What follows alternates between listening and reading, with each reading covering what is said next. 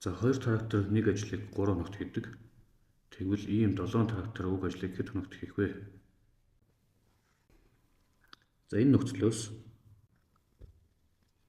2 трактор 1 хоногт нийт ажлын 3/1-ийг хийнэ. За тэгвэл 1 трактор 1 хоногт гэхлээр энэ 3/1-ийн хагасыг хийж таарна. Өөрөлдөх юм бол 6/1 хийнэ гэсэн үг.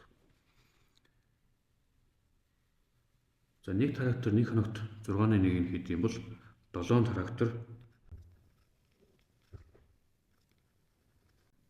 1 хоногт нийт ажлын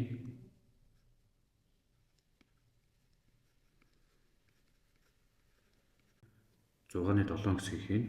За эндээс нийт 7 трактор маань нэг ажлаар бүтэн дуусгахын тулд ийм буюу